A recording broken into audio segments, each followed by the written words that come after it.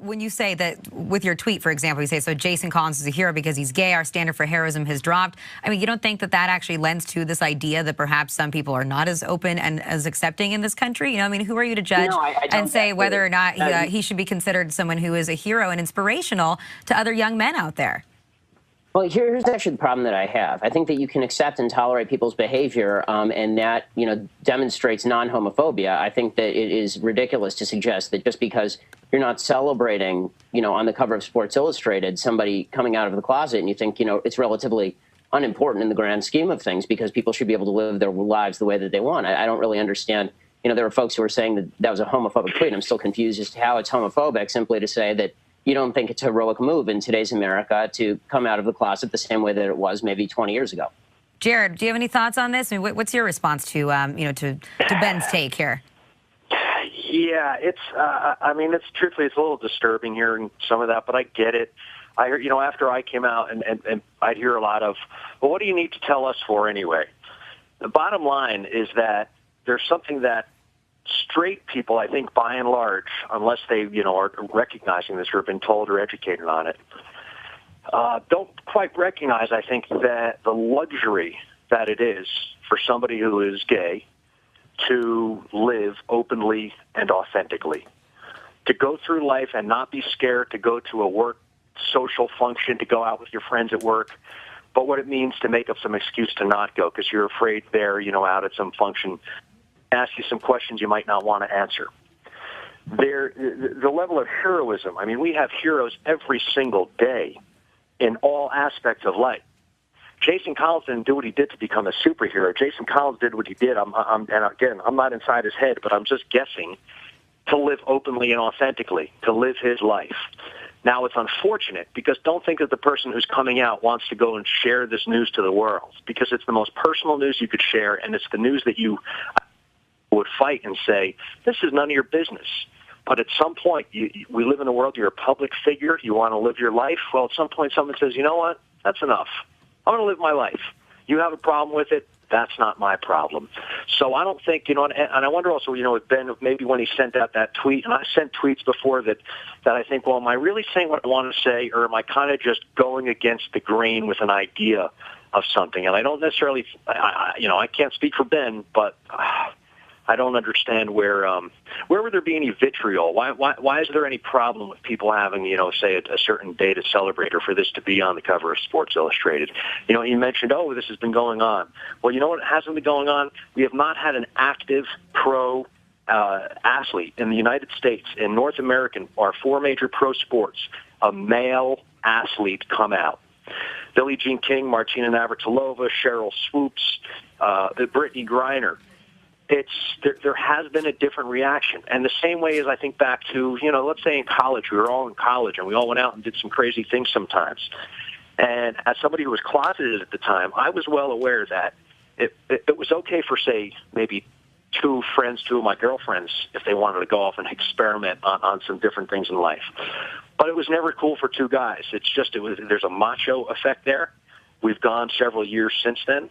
And I think it's okay now it's not that weird for even a professional basketball player to say, yeah, I'm gay. Well, let's let Ben respond. I mean, Ben, do you have anything to say to that as to, what Jared... I totally agree with a lot of that. I mean, I especially agree with what he said at the very end, where he says that, it's not that strange anymore for folks to be gay. And that's why I think that it's a mistake for the media to portray it as though this is some groundbreaking moment, when the truth is there is no resistance here. There is nobody who is really coming out and saying, I have yet to hear the response really saying that Jason Collins should not have come out of the closet. I'm still, no one has said that. But the thing is, Ben, you have to realize, it's a great triumph. I'm wondering why. Let me read a comment from one of our viewers. This one's from the Norwegian 76, who says, this is the Republican way to deal with social issues, pretend that they do not exist. And I think that he does have a little bit of a point there, in that there still is a lot of bigotry in this country. We still have laws on the books that deny people equal rights when it comes to the right to be able to visit their loved ones in the hospital, the right to be able to marry openly if they are in a gay relationship. And so, you can't say that everything is fine and we're at a good place in the country where there still aren't, inhibitions to people being able to live their lives. This is what I think is the real agenda in large part. I think the idea of equating, support for traditional marriage with tremendous anti-gay sentiment that would put Jason Collins back in the closet is silly, and I think it's actually the real political agenda underlying a lot of the kind of coverage of issues like this. We are all happy for Jason Collins. He can live the life that he wants to live. I don't think that it is worthy of saying that America is such a homophobic, nasty place that we have to, treat this as some sort of grand breakthrough in the American experiment. Hey, Ben, let me ask you something. Do you have kids, Ben? I don't. Ben, you don't. Are you going to have kids one day, maybe? I hope so. Okay. You have a couple kids. You have your son one day, he comes home, and he tells you, hey, listen, I'm the all-star of the baseball team. But, Dad, I need to tell you something else about me. I like boys. I'm attracted to my schoolmates or something. What do you do? Do you maybe think a little bit differently along the line? Hold on. Do you think maybe a little bit differently along the lines of and have compassion for the struggle that one has gone through to keep his mouth shut, almost for others, for the benefit of others? I just don't see how you can't see the heroism Jared, here. I have nothing but compassion for these folks, and I have nothing but compassion for Jason Collins, and I hope he lives the life he wants to live. What I don't think is appropriate is slandering the American people by implication as a bunch of nasty folks who are out to get folks like Jason Collins. I just don't see that in today's America. Who's slandering American folks? I'm saying this is a great day for American people. This is a huge day for Americans. Jared, you just said to me that, people like me, people who are conservative, would not even accept, presumably, their own sons if their sons came home and said they were gay. And I didn't use any word conservative. I'm just hearing this. I'm thinking, I don't get it. Why is there... Let's just say it has nothing to do with being gay. Let's just say it's the story is I like to read the New York Times, and you like to read the New York Post. You read the New York Post, I'll read the New York Times, and let's both enjoy life and move on and not have to say about I don't understand what each other does. I agree with you. And this is my problem. I think most Americans agree with both of us, and that's why I think that this is overblown. All right, let me just, we're going to have to wrap it up here in a moment. But, Ben, let me just ask you, too. So I have one tweet here that was in response to your original tweet that says, but for real, Ben Shapiro, it's a shame you couldn't have been gunned down on D-Day. No. Have you gotten a lot of responses like this? Oh, sure. I mean, tolerance, I would prefer to see... Hello, my name is Constantino, and I just graduated high school a week ago, and I'm going to attend Emory University in the fall.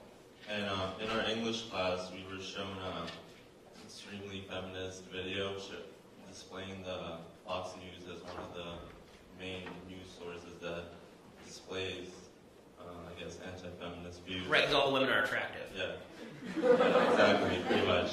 So what are your thoughts on, I guess, feminism in general and everything like that? Well, I mean, feminism, the original point of feminism was a good point, which was a lot of men acted like pigs, right? I mean, that's true. The problem is the solution of feminism was, okay, let's have women act like pigs also, as opposed to let's hold men to a higher standard, which is really what should have happened. They destroyed the very institutions that benefit women the most. You know who's benefited from feminism the most is men. Men have benefited enormously. We have to work less. Listen, if I can get my wife is in medical school at UCLA. I promise you, I'm going to take a sabbatical the minute she starts working. Feminism, women in the workplace is a wonderful thing. My mom was a working woman. My dad was actually home with the kids. Feminism was very good about getting women into the workplace. What feminism was very bad about was the idea you have to destroy all traditional values in order to get women into the workplace. That's a lie. It's not true at all. The greatest institution in the history of mankind for women is monogamous marriage. It is the greatest institution in the history of mankind. Before that, women were just they were members of harems, and they were victims of sexism on a routine basis. Marriage, anybody who's married, you guys aren't married yet, marriage is about equality. That's what a marriage is about. It's not about, the feminists have this idea of marriage that it's a patriarchal institution in which the man bosses the wife around. If that's the case, my wife certainly hasn't heard about it. So, feminism has made a lot of mistakes, among them the idea that of separating marriage from sexuality, the idea that women should act exactly like men, that men and women are exactly the same. That's unnecessary. Men and women can have equal rights without being exactly the same. But the Sex and the City version of femininity is really quite repulsive and has led many young women to damage their lives because they buy into the idea that they can have sex with as many people as promiscuous men would, and it will have no impact on them. Men and women are very different. They treat sex very differently. I mean, for men, there's only one question. Well, there are two questions: when and where. right? And women actually, and women generally like to ask the question, who? Well, Sex in the City says that women should not even bother asking the question who. They should just treat it like men treat it. And that's devastating because men and women are not built the same. They don't treat sex the same. They don't treat relationships the same. Women civilize men. That's what women do. It's one of the things women do. And men are supposed to provide for women. That doesn't mean that women can't provide also. They should provide also. It's great. I've insisted to my wife. I promise you, right now she's studying for boards, and every other day I'm hearing about how she wants to quit med school. And I tell her, God forbid something should happen to me. I want to make sure that you can provide for yourself. I think it's very important that women get an education and be able to are independent. I think women's independence is a phenomenal thing. That was the good news about feminism. The bad news about feminism is that they felt they had to destroy the superstructure on which all of Western civilization is built in order to get women into the workplace. Last question. Hey, Haley Evans. I'm from Frisco Heritage High School in Texas. How do you combat an argument with homosexuals who don't want to have children? I'm sorry. So what's their argument? Oh, what do they say that they don't want to have? Oh, I understand. The homosexual couple doesn't want to have kids. I've actually taken the position on gay marriage that the government should get out of the business of marriage completely. The reason that I've taken this position is not because I don't believe in traditional marriage. It's actually because I do believe in traditional marriage, and I live in the state of California, and I see what the left is doing. The original purpose, you have to go back to the original purpose of why the government was involved in marriage. The original reason the government was involved in marriage was to promote traditional marriage. That was a failure. Okay, we now have 75% of kids in the black community being born out of wedlock. We are getting to the point where pretty soon a majority of kids, period, will be born out of wedlock because it's been escalating tremendously in the white community as well.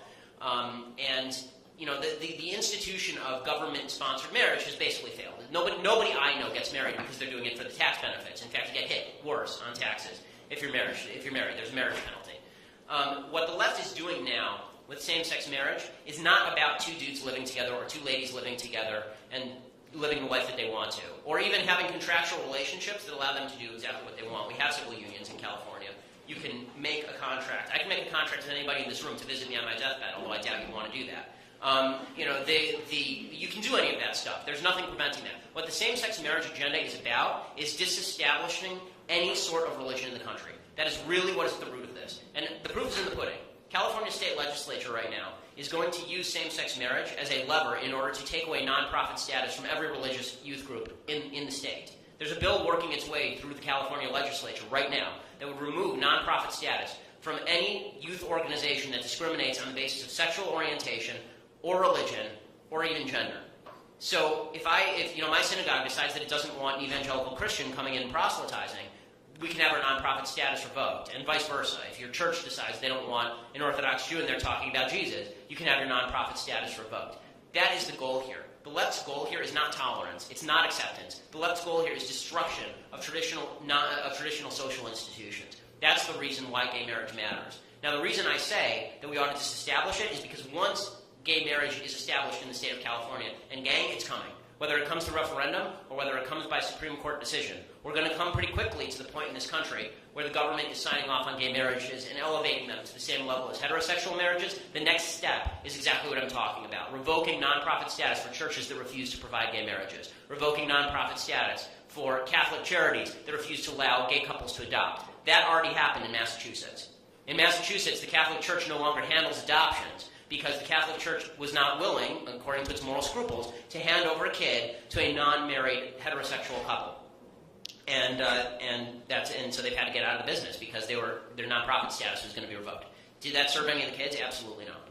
So this is why the issue matters. And I feel horrible for people who are caught up in the situation where they're gay and they feel like they can't get married and they feel discriminated against. But this is not a privacy issue. Remember we talked about spotting philosophical inconsistencies? This is not a privacy issue. The whole premise of gay marriage is that what I do, well, really the whole premise of the homosexual rights movement is what I do behind closed doors shouldn't matter to you. And we all sort of agree with that, right? Instinctively, we all agree. What I do behind... How is it behind closed doors when the state's approving of what you do? Now we're talking public policy. It's actually a very dangerous position for the gay community to take, because now it does matter what I think of you. The beauty of America is you can do what you want behind closed doors as long as you're not hurting anyone else.